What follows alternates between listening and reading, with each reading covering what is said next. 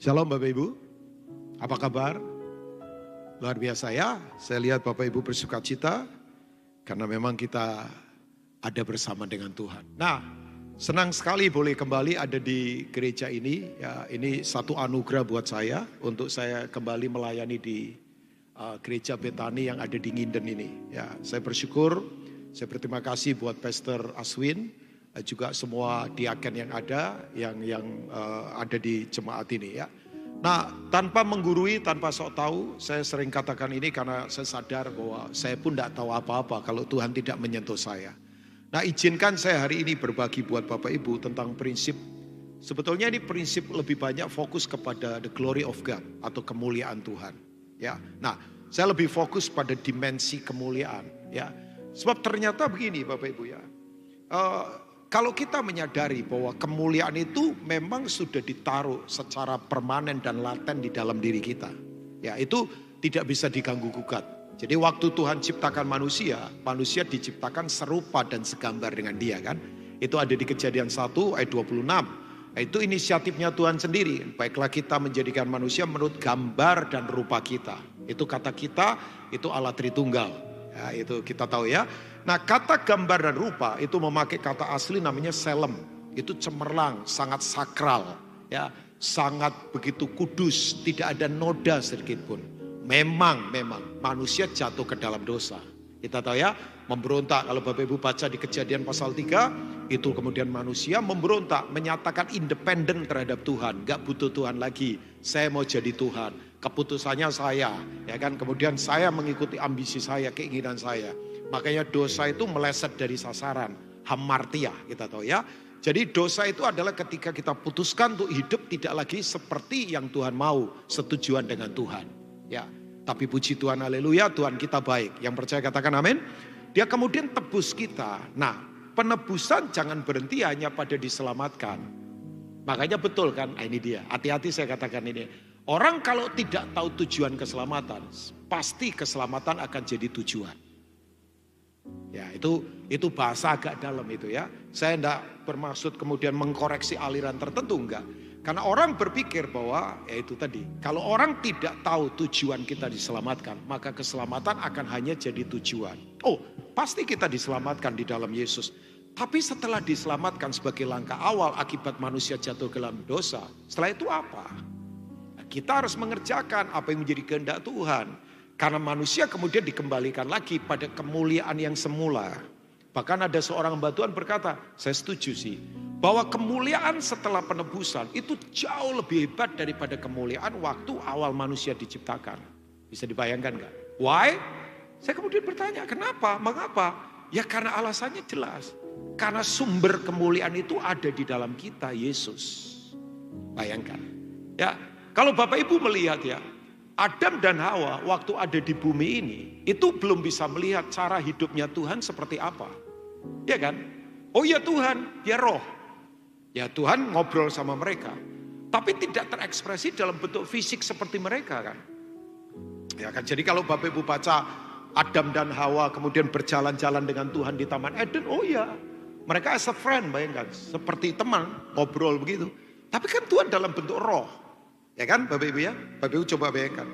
Tapi begitu Tuhan turun jadi manusia, kan kita sebentar, kita sudah masuk bulan Christmas ini, kita tanggal 4 ya. Ya kita sudah masuk bulan Natal, ya Bapak Ibu.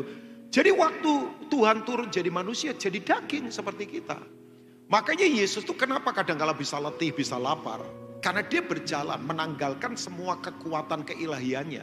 Dia 100% Tuhan, tapi dia 100% manusia.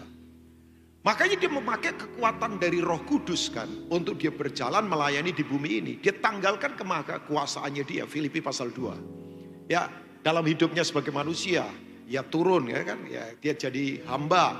Dia enggak mempertahankan keilahiannya sebagai Allah, tapi dia turun jadi hamba yang sama seperti kita. Ya, jadi kalau Yesus letih, Yesus lapar, memang dia 100% ngalami yang kita alami. Makanya Bapak Ibu banggalah. Karena kita punya Tuhan yang mengerti yang kita rasakan, yang tahu yang kita alami, yang tahu yang kita hadapi. Yang percaya katakan amin.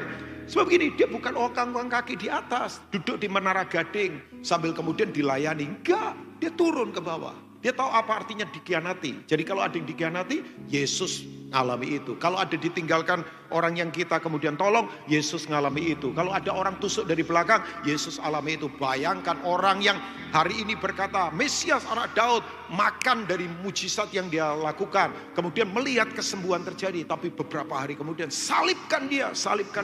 Gantikan Barnabas untuk menggantikan dia. Supaya dia disalibkan. Coba. Ya. Ibrani 4 berkata imam besar yang kita miliki bukan imam besar yang tidak turut merasakan kelemahan kita. Dia sama dengan kita, hanya dia tidak berbuat dosa. Makanya dia bisa menolong semua orang yang hidup dalam dosa. Coba. Wow, itu luar biasa, itu Christ center itu. Makanya dia harus jadi pusat. Nah Adam dan Hawa itu belum tahu bagaimana cara hidup Tuhan. Bagaimana Tuhan berkata, bagaimana Tuhan mengambil keputusan, bagaimana Tuhan berjalan, bagaimana Tuhan berkumpul dengan orang-orang lain. Tapi luar biasa, 2000 tahun yang lalu bayangkan, di Bethlehem, dia turun jadi manusia. Makanya kalau orang berkata, bagaimana cara hidup seperti Tuhan Pak? Lihat Yesus.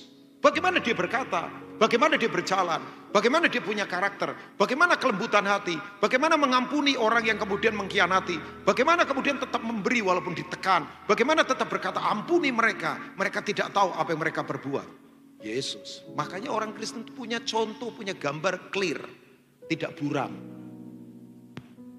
Jadi Tuhan itu bukan samar-samar gimana gitu. Lihat saja hidup Yesus. Nah ya saudara harus baca kitab Injil. Evangelion, good news, kabar baik. Makanya Injil kalau tidak senternya ke Yesus, ya bukan Injil. Ya ada Injil beras juga sih, ada Injil apa juga sih, ada Injil kemakmuran juga sih. Ya, tapi Injil sesungguhnya senternya pada Yesus. Ya, Injil kerajaan Allah. Nah, saya tidak akan membahas itu Bapak Ibu ya. Tapi please, kita itu dikembalikan lagi kepada kemuliaan yang begitu luar biasa. Makanya coba kita baca Efesus pasal pertama. Ya. Ayat yang ke-16 sampai mungkin ayat yang ke-23. Jadi begini, tidak orang suka ukur kemuliaan itu sebagai sebuah tujuan yang kita capai. Makanya ada orang berkata, kamu mesti jadi doktor dulu baru mulia. Kamu kaya dulu baru mulia. Kamu punya rumah gede dulu baru mulia. Nah, itu kan ukurannya dunia. Ya. Kemuliaan itu tidak perlu bantuan dari luar dulu untuk kita hidup dalam kemuliaan. Yang salah kaprah lagi, ya kita orang karismatik Pantekosta kan. Seringkali kalau misalnya kayak Audi tadi, atau Sam, atau Aaron ya, itu. Siapa? Saya salah nyebut atau Aaron ya, ya itu ya yang satu. Ya, suaranya keren-keren semua. Coba kalau mereka mimpin pujian berkata, mari kita beri kemuliaan Tuhan. Respon Bapak Ibu pasti tepuk tangan. Ya kan? Pasti itu, pasti. Ya oke lah, nggak berdosa juga itu. Tapi sebetulnya kemuliaan itu kan, Bapak Ibu mesti menyadari kemuliaan itu kualitas Tuhan. Ya, karena kata kabaut, ya kualitas itu kata kemuliaan berasal dari kata Hebrew, Ibraninya kabaut, dari bahasa Yunaninya itu doxa, itu same word. The meaning of doxa, the meaning of kabaut itu adalah God quality, kualitasnya Tuhan. Jadi kemuliaan itu bicara kualitas dalam kehidupan. Makanya saya akan sharingkan hari ini bagaimana dimensi kemuliaan itu termanifestasi dalam hidup kita. Ya, jadi kita perlu manifestasikan Bapak Ibu. Makanya kunci kekristenan adalah memanifestasikan yang Tuhan sudah taruh di dalam kita. Sayang ya, sorry ya, banyak orang Kristen seringkali dibodohin. Dia pikir, saya ini siapa? Ada kemuliaan di dalam kita. Makanya nanti saya akan sampaikan beberapa hal. Salah satu adalah ini dia. Saudara jangan minta yang biasa-biasa. Mintalah yang tidak mungkin. Karena begini, Tuhan kita adalah Tuhan yang luar biasa. Tapi semuanya untuk kemuliaan Tuhan. Bukan untuk kepentingan diri sendiri. Nanti ada beberapa dimensi kemuliaan termasuk di keluarga. Keluarga itu adalah sebuah kontainer dari kemuliaan Tuhan dinyatakan lewat hubungan suami istri dan anak-anak. Tadi brother saya, kakak senior saya Pak Ponco, ya Pak Doktor Ponco, seorang dosen yang pinter, dia berkata, Pak Rubin saya baru jadi berkat untuk keluarga karena memang ada orang yang perlu ditolong. Enggak, memang penting keluarga, very important. Karena keluarga itu adalah menunjukkan hakikat hubungan antara Kristus dengan jemaat, Bapak Ibu. Ya, makanya kita tadi ngobrol di lounge sama Koroni, sama Pak Ongko, sama Pak Agung dan semua yang lain ya. Ada Pak Andi juga. Kita ngobrol kan. Ya, serangan terhadap keluarga itu ngeri Bapak Ibu, ngeri. Termasuk dengan isu apa saja, LGBT kah, perceraian kah, perselingkuhan kah. Sebab begini, mereka menganggap keluarga itu kaki tangannya Alkitab yang menghalangi kebebasan daging. Sebab prinsip keluarga itu prinsip covenant, perjanjian. Saya makanya kalau konseling pernikahan, saya tidak mau main-main. Oh iya, kalau pemberkatan pernikahan tidak usah panjang-panjang lah. 50 menit selesai. Yang penting celebration keluarga. Tapi konseling, harus ketat. Karena ini tidak main-main Bapak Ibu. Ya, makanya saya jarang pemberkatan pernikahan itu. Ya, setahun bisa ada beberapa pastor di jemaat yang lakukan itu. Tapi kita komitmen kalau untuk konseling kita tidak main-main. Screeningnya harus betul-betul kuat. Kalau nggak mau, nggak usah. Sebab ini tanggung jawab di kekekalan kan Bapak Ibu ya. Sebab, nanti saya akan beritahu beberapa hal itu. Tapi kemudian begini, ini eliminasi daripada apa yang Paulus katakan pada jemaat di Efesus. Ya. Dan aku selalu mengingat kamu dalam doaku. Bagian yang ke B ya, saya baca di, ya thank you multimedia, ya itu. Dan aku selalu mengingat kamu dalam doaku. Efesus 1 ayat 16b dan seterusnya. Saya akan baca. Dan meminta kepada Allah Tuhan kita Yesus Kristus, yaitu Bapa yang mulia itu, supaya Ia memberikan kepadamu roh hikmat dan wahyu untuk mengenal Dia dengan benar. Ya. Dan supaya Ia menjadikan mata hatimu terang. Ini kalau sudah mata hati berarti hal yang ada di dalam. Ini iluminasi. Makanya orang kalau tidak diiluminasi oleh kuasa roh Tuhan, itu nggak tahu kemuliaan apa yang ada di dalam dirinya. Ya, setan makanya tipu kita Bapak Ibu. Salah satunya setan tipu kita. Bahwa orang Kristen nggak percaya setiap kita punya kuasa. Oh ya, saya beritahu buat Bapak Ibu semua. Waktu kita percaya pada namanya, kita semua diberikan kuasa. Amin.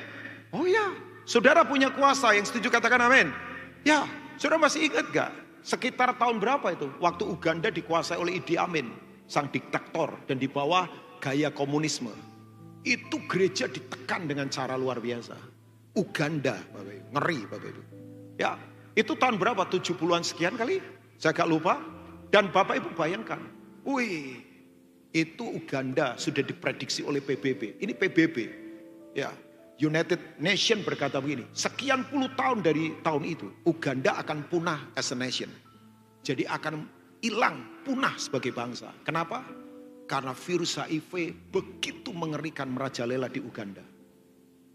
Ya, AIDS, HIV, ngerinya luar biasa. Ngeri itu. Itu virus itu menyebar begitu mengerikannya luar biasa. Tapi Bapak Ibu tahu nggak? Terjadi revival di Uganda gara-gara gereja bawah tanah. Gereja ditekan. Tapi Bapak Ibu, ini gereja-gereja nggak seperti Betani Nginden ini. Mereka orang-orang yang tidak kelihatan. Kan kita kelihatan ini. Ya ibadah kelihatan, bersyukurlah Indonesia kita bisa bebas beribadah begini. Ya ada tekanan sedikit kiri kanan, ada beberapa daerah yang mengalami tekanan, Bapak Ibu doakan. Ya, tapi Bapak Ibu bersyukur loh. Ya, makanya kadangkala ya saking nyamannya, orang kadangkala begini rapuh. Ya baru apa sedikit tinggalkan Tuhan. Coba kita ini kalau ada di daerah-daerah yang mengalami tekanan tidak gampang. Nah Bapak Ibu ditekan luar biasa. Tapi tahu Bapak Ibu, pendeta-pendeta pada di penjara. Ditangkepin sama Idi Amin. Orang dia pikir begini, pendeta-pendeta di penjara gereja punah. Dia lupa bahwa semua orang percaya itu diperlengkapi oleh kuasa Tuhan. Amin. Oh ya, makanya Bapak Ibu, oke lah. Kita menghargai pendeta ya, tapi jangan menaruh iman kita pada pendeta. Jangan, iman kita pada Yesus. Waktu Pak Basuki Cahayapurnama itu kemudian kita tahu ya yang lalu, orang pada patah hati. Saya bilang, iman saya bukan ke beliau, iman saya tetap ke Tuhan. Ya kan, loh orang bisa hilang lah. Maksud saya kan banyak orang yang imannya digantungkan pada orang lain. Enggak. Iman kita tetap pada Tuhan. Oh, kita menghargai para pendeta, kita menghormati pengajaran mereka. Tapi iman saudara jangan bergantung pada manusia. Iman kita pada Tuhan. Sekali lagi yang setuju katakan amin. Bayangkan ini gereja bawah tanah bergerak. Ada gereja bawah tanah namanya Meserete Cristo.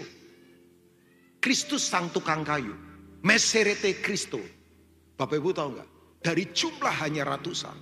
Bergerak begitu luar biasa. Turun.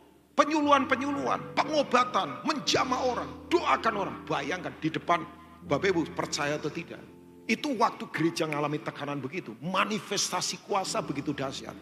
Itu orang AIDS, bayangkan, mereka bergaul, ngomong tanpa masker. Coba, orang berkata jangan ketularan nanti. Ya, droplet atau, saya nggak tahu lah, teori mereka begitu. Padahal kan penularannya itu lewat transfusi darah atau hubungan seks kan. Tapi kan orang waktu itu pengetahuan kedokteran belum terlalu gimana. Orang ketakutan.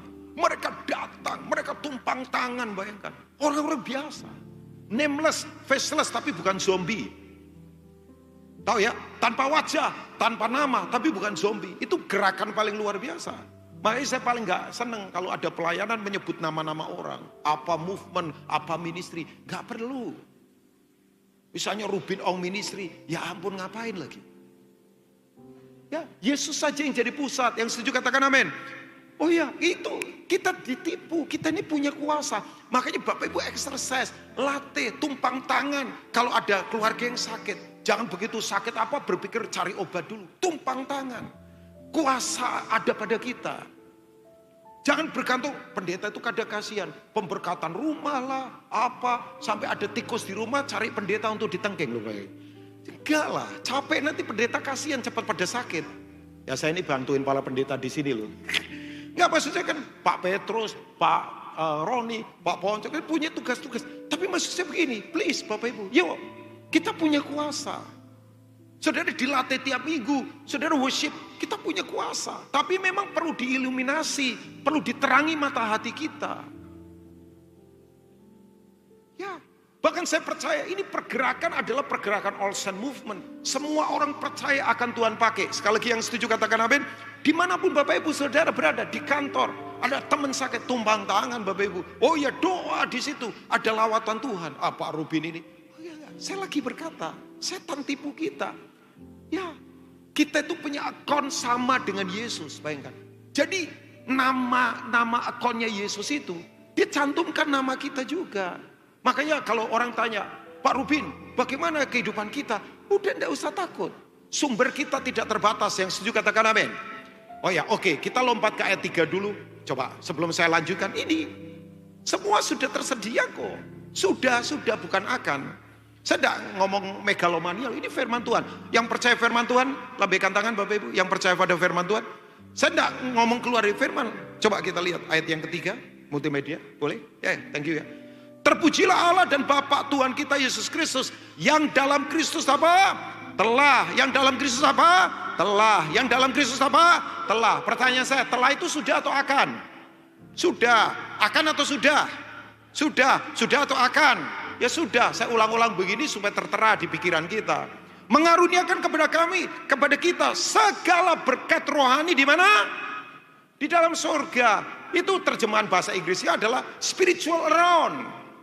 Di alam rohani. Kalau di surga kita tidak perlu uang. Sorry, saya beritahu. Makanya uang nggak bisa dibawa ke surga. Di surga nggak ada mall. Ya kan? Ini adalah di alam yang tidak kelihatan.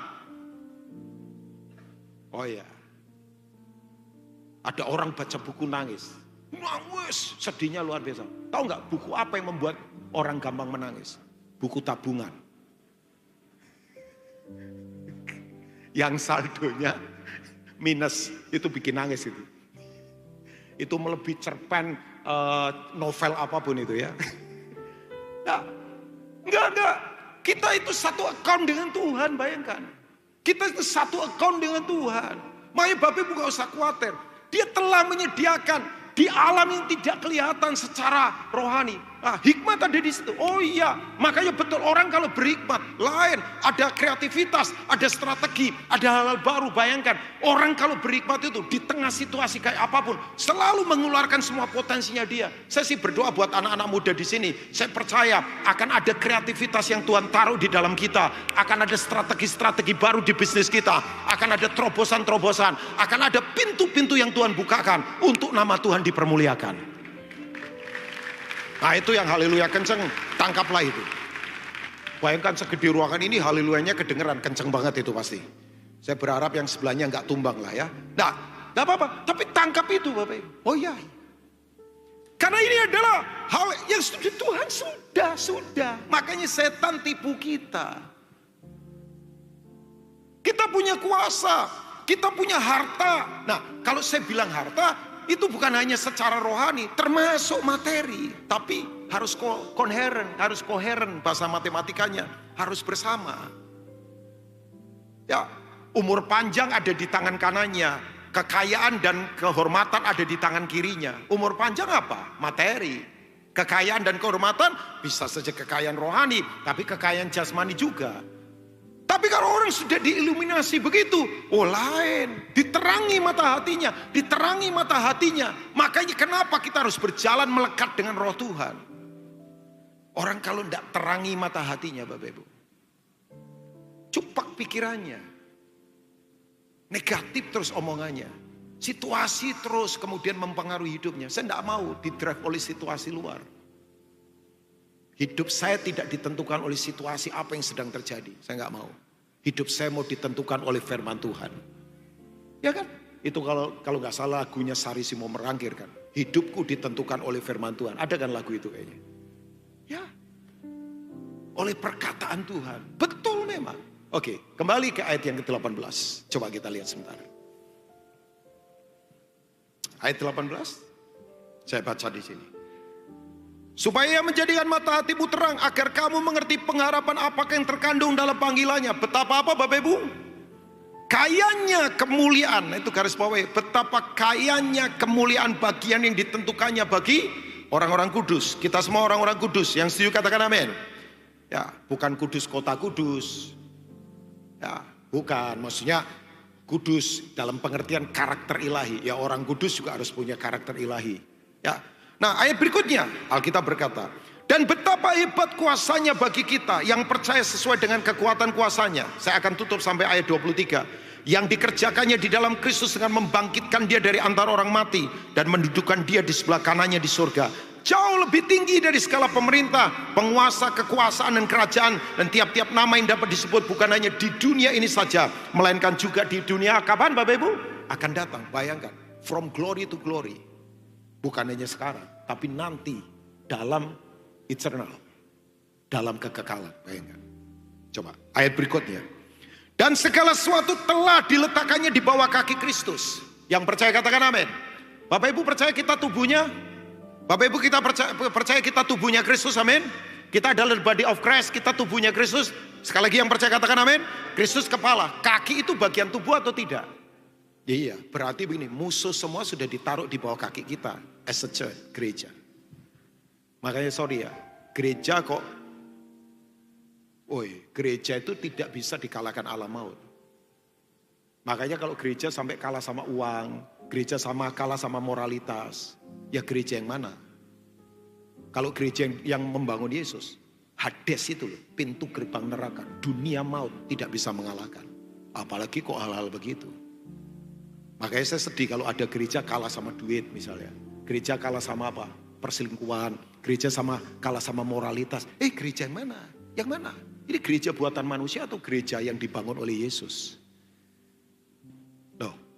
Dan saya percaya banget. Saya percaya. Makanya saya berdoa sungguh-sungguh di gereja ini. Kita tetap kuat di dalam dia. Di tengah semua proses yang ada, kalau sampai hari ini tetap kuat. Saya tahu ini. Karena kita memang punya kuasa. Amin. Oh ya, enggak gampang. Tapi kita punya kekuatan, coba. Ya. Dan dia telah diberikannya kepada jemaat sebagai kepala dari segala yang ada. Ayat 23. Jemaat yang adalah tubuhnya, yaitu apa Bapak Ibu? Kepenuhan dia yang memenuhi semua dan segala sesuatu.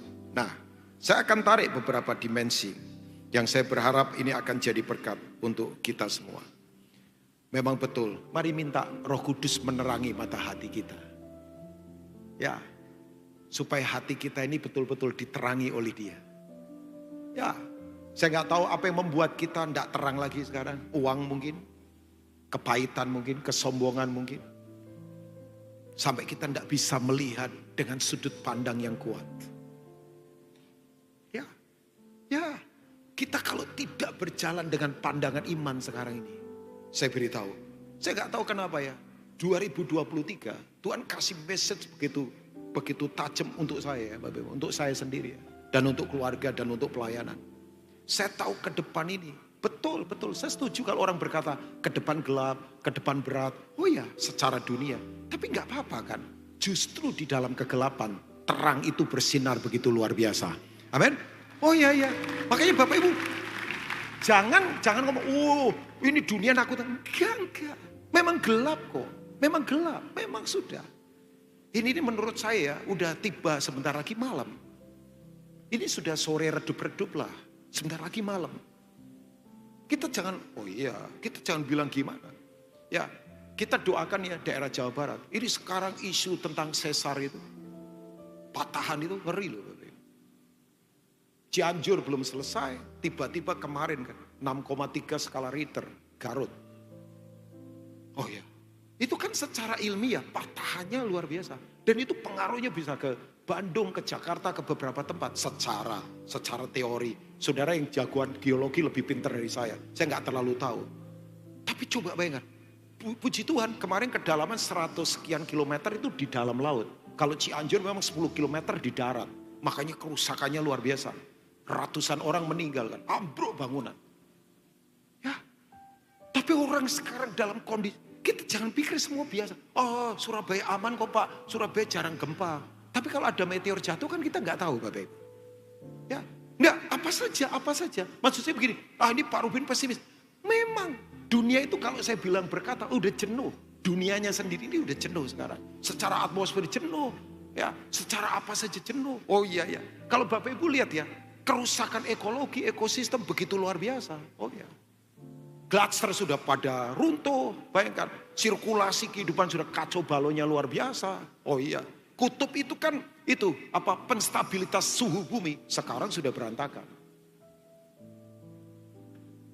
Ya. Oh ya, bersiaplah Bapak. Makanya saya harus katakan mata iman harus dibangun. Minta Roh Kudus menjamah kita. Oh ya, melekat kuat pada Dia. Saya punya bahasa terbatas sebagai manusia. Tapi mari betul, minta iluminasi dari Dia. Terangi mata hati kita. Supaya tidak terintimidasi. Supaya tidak begini, ketakutan lihat Goliat. Saya beritahu, ke depan ini akan ada banyak Goliat yang muncul. Ke depan ini akan ada banyak raksasa-raksasa yang muncul. Tapi saya beritahu, enggak usah takut. Miliki mentalitas seperti Daud. Daud seorang penyembah yang hatinya berkenan kepada Tuhan. Makanya dia melihat Goliat dengan sudut pandang Tuhan. Saya beritahu, semua kalau dipandang dari sudut pandang Tuhan, tidak ada yang besar, tidak ada yang menakutkan, tidak ada kata tertutup. Semua terbuka. Dia punya kendali yang tak terbatas. Nah, saudara boleh tepuk tangan. Cuman pertanyaannya, mata kita mata rohani enggak? Atau mata duitan? Atau mata keranjang? Yang mata keranjang bertobatlah. Yang mata duitan bertobatlah. Yang mata licik bertobatlah.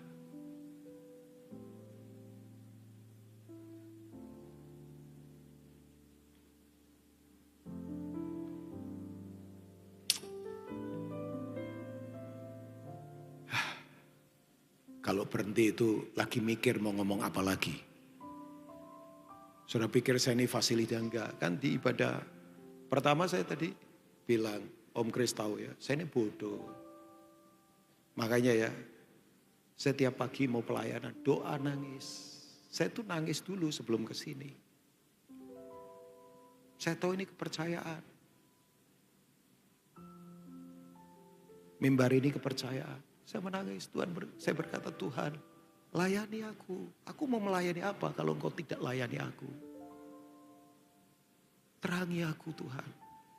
Saya bisa membawa terang apa kalau Tuhan tidak terangi saya? Kekuatan saya, saya bodoh.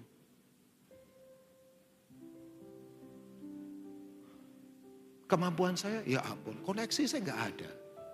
Orang pikir Rubin, ini koneksinya siapa? Gak ada, koneksi saya kerajaan Allah. Makanya saya paling takut hidup berkhianat sama Tuhan. Saya bilang sama Tuhan, Roh Kudus, saya mending mati daripada hidup tanpamu. Cabut saja nyawa saya kalau saya tidak hidup bersamamu.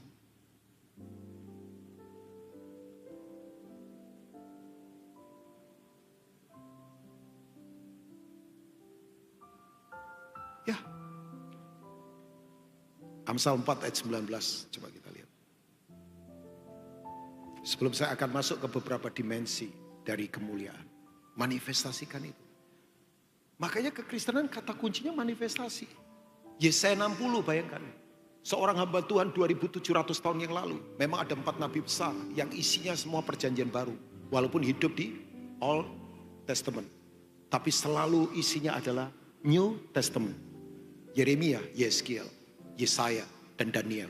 Itu bisa melihat in the future. Karena mata hati mereka diterangi. Bahkan kalau Bapak Ibu baca kitab apokaliptik namanya Daniel. Aduh, terkagum-kagum.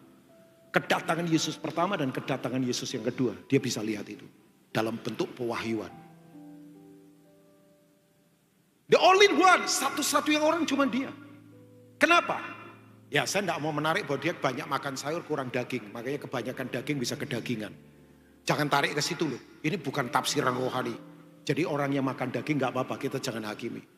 Tapi Daniel itu bayangkan, kerat semua kedagingannya.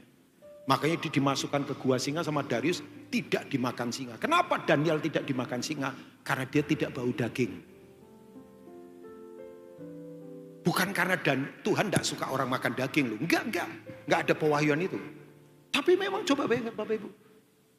Dia suka apa? Begitu dengar apa untuk Tuhan, puasa, nangis di kaki Tuhan. Orang pinter ini Bapak Ibu. Tahu Bapak Ibu? Dia tidak mau punya jabatan apapun kecuali ada di pusat strategis. Dia jadi mentor dari keluarganya Nebukadnezar, keluarganya Darius, keluarganya Kores. 4 imperium berbeda, dia tetap jadi orang hebat. Biasanya ya kita semua tahu kalau pemerintahan ganti pasti terseret semua. Pasti ganti orang baru. Daniel bayangkan, 4 raja berbeda dengan kepentingan berbeda, visi berbeda. Tapi tetap jadi advisor. Tapi tidak kelihatan. Ya, saya lagi nonton film dokumenter. Ya, Bapak Ibu yang suka nonton film itu. Mungkin Pak Ponco, my friend, bisa nonton itu. Namanya The Family. Doc Howe. Itu tentang itu tuh. Prayer morning di Kongresnya Amerika. Wah, nonton Pak. Nonton bapak-bapak yang itu. Wah, keren itu. Ya, cuman satu, Jesus Movement. Mempengaruhi banyak presiden. Mempengaruhi banyak orang-orang penting. Saya kagetnya luar biasa. Tahu nggak statementnya dia? Saya suka sekali. Semakin tidak terlihat, itu semakin besar pengaruhnya. Saya duduk, pukul kepala saya. Tapi nggak kencang-kencang karena takut pusing lagi ya. Saya berkata, wih, itu statement luar biasa. Semakin kita tidak terlihat, itu semakin dampaknya semakin besar. Karena nggak bisa disentuh.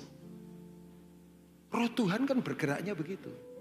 Nyusup kemana-mana, bergerak kemana-mana. Makanya saya tahu di sini ini pasti ada orang-orang yang tidak kelihatan, tapi luar biasa. Ya, dampaknya luar biasa. Bergerak kan sisi kehidupan.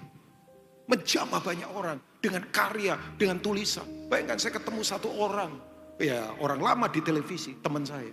Dia bercerita, Pak Rubin, anak saya sekarang di Jepang. Bayangkan, dia jadi penulis 5 besar di dunia.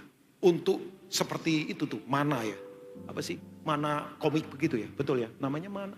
Manga kok mana? Mana itu makanannya orang Israel di padang gurun. Manga. Sorry ya, maafkan. Coba pengaruhnya sampai saya tanya. Nulis di mana? Di blog. Begitu saya lihat. Ya ampun, jutaan orang dipengaruhi oleh ide-idenya dia.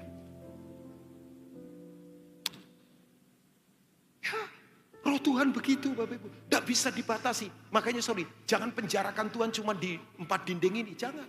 Biar dia bergerak. Oh ya, kita ngumpul di sini untuk celebrate. Oke. Kita ngumpul di sini untuk dengar khotbah. Oke. Kita ngumpul di sini untuk train, dilatih. Makanya saya percaya gereja itu pusat pelatihan kan. Orang dilatih, orang diajar. Diajar apa saja. Tentang bisnis, tentang manajemen, tentang apa saja. Tapi bergeraklah di luar. Tuhan kita tidak bisa dibatasi oleh apapun. Langit dan bumi kepunyaan Tuhan. Amin Bapak Ibu. Oh ya, tahu nggak ide pembuatan kota pertama kali yang mendirikan siapa? Pembunuh namanya Kain. Kain ngomong begini, kalau kalian tidak di sini, di sana liar. Padahal Tuhan ciptakan alam untuk kita bergerak.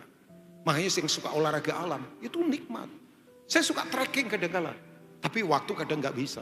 Naik gunung, turun gunung. Ya naik pasti turun, kalau enggak saya dimakan oleh monyet di atas kan. Oh ya, saya ada di sungai. Saya nikmati yang begitu. Karena alam semesta ini adalah tempat Tuhan bertata. Tuhan tidak bisa dibatasi. Sekali lagi di sini kita celebrate, di sini kita nyanyi, di sini kita as a church kita bersama-sama konsolidasi, memuji Tuhan, menikmati hadiratnya. Tapi kan setelah itu kita keluar dari tempat ini. Makanya kekristenan gak perlulah ribut simbolik, pakai kalung salib gede-gede, tapi karakternya tidak seperti salib. Saya pernah ngomong loh sama satu wanita. Ya ampun, ngomong sama pembantunya kasar. Pembantunya bukan Kristen. Sama Bu, aduh jangan. Sementara kalung salibnya kan, ya itu. Ngayon-ngayon di lehernya dia. Saya bilang kalau mau marah, copot dulu kalung salibnya. Itu kan Tuhan Yesus malu tapi gak bisa tutupin mukanya. Wong disalib Bapak Ibu.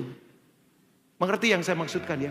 Kita terlalu banyak mainan simbolik. Tapi dalam dampak gak ada. Kemuliaan gak bisa dipenjara oleh apapun. Kemuliaan Tuhan itu bergerak liar tanpa batas. Kemuliaan Tuhan itu mengalir. Makanya betul kasih Tuhan seperti sungai yang mengalir. Kasih Tuhan seperti api. Coba. Api kalau membakar hutan, merambatnya cepat. Air kalau mengalir kemana-mana. Coba lihat banjir Bapak. Gak bisa dibendung oleh bendungan sehebat apapun. Jebol. Saudara kalau lihat angin. Roh Tuhan itu ruah, wind. Bergerak.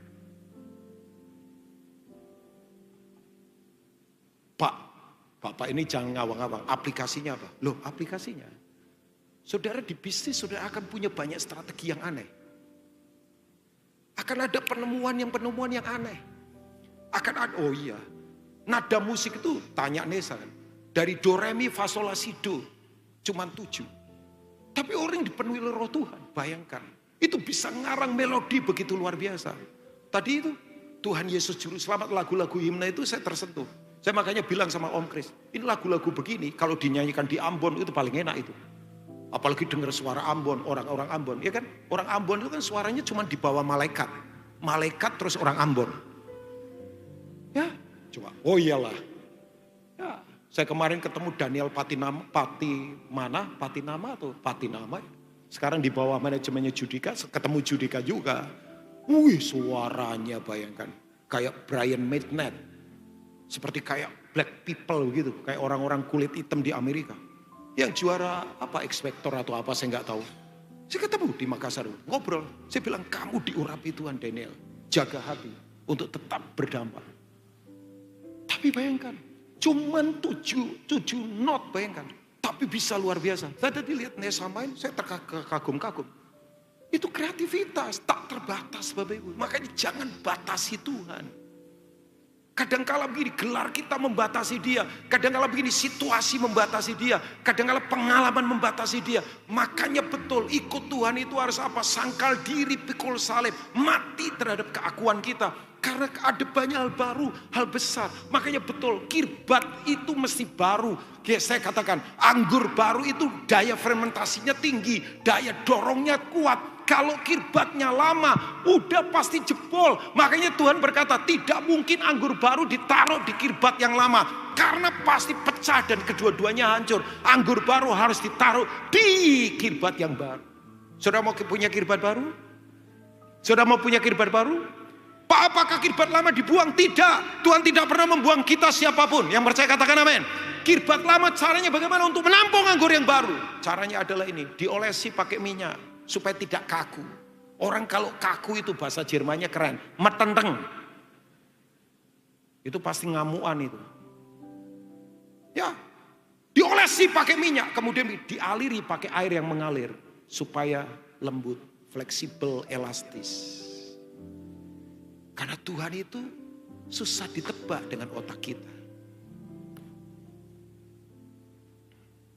Ayat 18 kalau nggak salah. Nah, saya tutup ya, setelah ini kita akan selesai. Yuk baca sama-sama, 2, 3. Tetapi, oh belum ada ya, oh makanya. Saya pikir ini hafal-hafal semua. Boleh multimedia tampilkan, kita baca sama-sama sebagai jemaat ya, 2, 3. Belum ya, boleh di screen ada. Saudara buka Alkitab, ya buka Alkitab kalau belum. Ini kan ke gereja kan, bukan ke tempat wisata kan. Ini kan bukan tempat konser Bapak Ibu, masa gak bawa Alkitab? Ini gereja loh. Kan kita sedang tidak menonton Audi Sam atau siapa atau timnya Praise and Worship gak ya. Kita lagi beribadah. Ini dia. Yuk baca sama-sama 2, 3. Tetapi jalan orang benar itu seperti cahaya fajar. Yang kian bertambah terang sampai apa? Rembang tengah hari. Yang percaya katakan amin.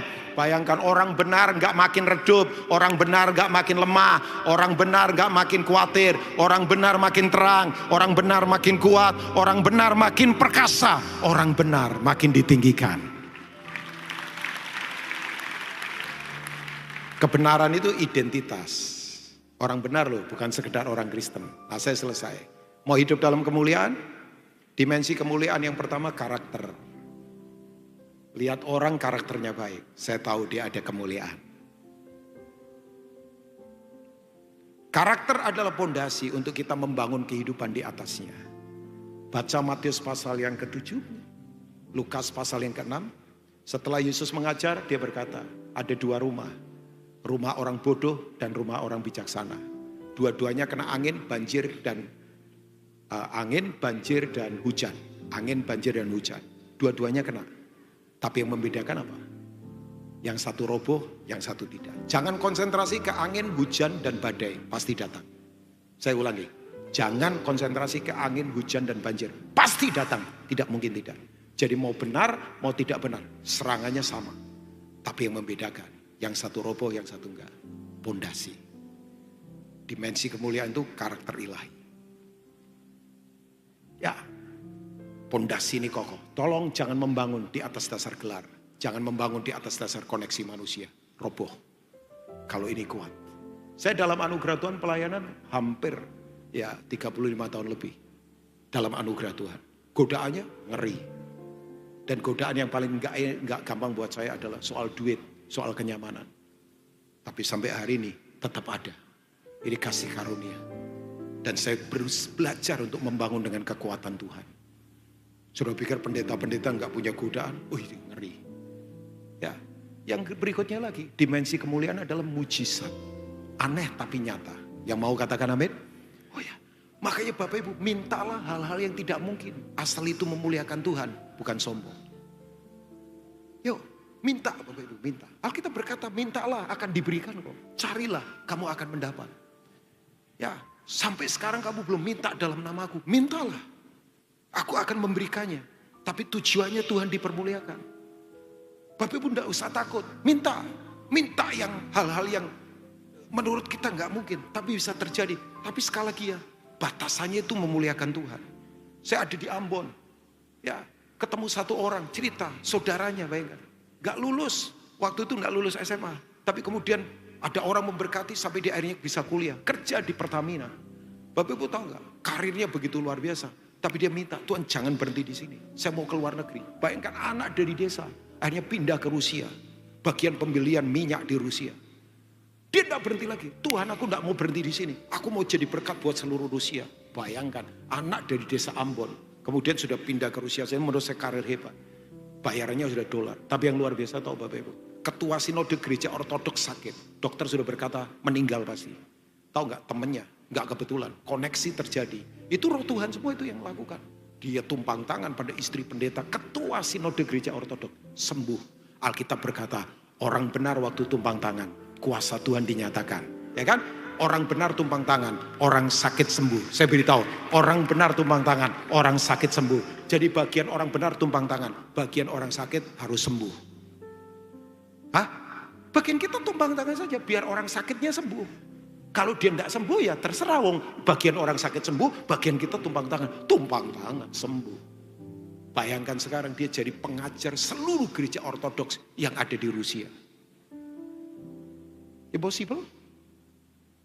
Buat Tuhan gak ada yang tidak mungkin. Selalu mungkin dalam Tuhan. Amin. Oh ya, dia tidak tepat. Jadi yang berikutnya lagi dimensi keluarga. Kemuliaan Tuhan itu harus dinyatakan di keluarga. Makanya gereja sesungguhnya di keluarga. Saya ada istri dan anak. Saya tidak perlu bawa mimbar. Saya tidak perlu khotbah. Apa itu tata khotbah yang bagus? Enggak. Mereka lihat hidup saya. Mereka lihat kelakuan saya. Mereka lihat karakter saya. Mereka lihat cara saya menangani kehidupan. Nah begini Bapak Ibu, keluarga-keluarga penting. Saudara keluar dari tempat ini, pengaruhi kampung kita, pengaruhi orang di sekitar kita. bahwa kita keluarga yang membawa kemuliaan Tuhan, yang menyatakan kemuliaan Tuhan, yang mendemonstrasikan kuasa kemuliaan Tuhan, yang memanifestasikan kemuliaan Tuhan. Orang bisa tutup telinga waktu kita bicara kita Kristen, tapi orang tidak bisa tutup mata waktu lihat hidup keluarga kita dipenuhi oleh kualitas ilahi. Itu contoh. Ada yang tahu Robertson McQuillan kan? Saya yakin Bapak Ibu belum tahu. Siapa dia? Seorang luar biasa. Satu kali istrinya kena Alzheimer. Dia putuskan dari rektor untuk turun. Yayasan berkata, jangan. Engkau orang berpotensi, usia lagi matang. Tapi dia, enggak, saya akan turun. Saya akan rawat istri saya. Tahu enggak? Yayasan berkata, ngapain rawat istrimu? Istrimu Alzheimer, pasti enggak kenal kamu. Jawabannya tahu Bapak Ibu? Luar biasa. Istri saya enggak kenal saya enggak apa-apa. Yang penting saya kenal istri saya. Wih, coba ibu-ibu ketemu suami begini. Oh sekarang banyak pria belum Alzheimer saja sudah mengalzheimerkan diri. Istri nggak kenal, utang lupa, janji nggak ditepati, bayangkan. Ini Bapak Ibu orang berkata bodoh. Hang on. Istrinya meninggal karena parah. Tapi pengaruhnya anaknya 2 dipakai Tuhan begitu hebat.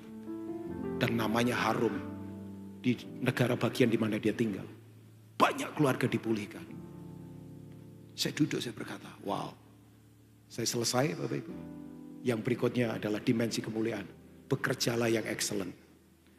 Matius 5 ayat 16 berkata, hendaklah terangmu bercahaya. Di mana?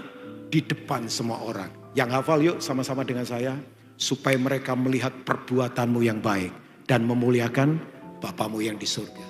Jadi pekerjaan yang baik itu paralel dengan kemuliaan Tuhan. Itu pakai kata ergon. Ergon itu work. Ergon bukan job. Job itu project. Makanya Bapak Ibu yang sekarang melamar belum dapat. Gak usah putus asa. Itu job. Job itu project. Makanya saya ingatkan yang senior-senior. Jangan ada yang pensiun. Pensiun itu kan didasarkan ukuran jam dari jam 8 sampai jam 5 sore. Tidak ada kata pensiun. Semua kita punya work. Semua kita punya pekerjaan. Yang pinter masak, masaklah yang terenak. Yang pinter nyanyi, nyanyilah yang paling bagus. Yang pinter bikin puisi, bikinlah. Yang pinter nulis, kerjakan itu. Work. Itu dia Bapak Ibu. Dan saya kaget Bapak Ibu. Tuhan taruh itu di dalam kita. Manifestasikan itu. Jangan ada yang nganggur. Tidak boleh ada yang pensiun. Yuk selama masih ada nafas hidup dari Tuhan. Lakukan yang terbaik. Supaya Tuhan ditinggikan. God bless you all. Tuhan memberkati semua. Mari bangkit berdiri bersama-sama. Haleluya. Yes Lord. Nyanyi lagu tadi aja ya. Tuhan Yesus. Ya.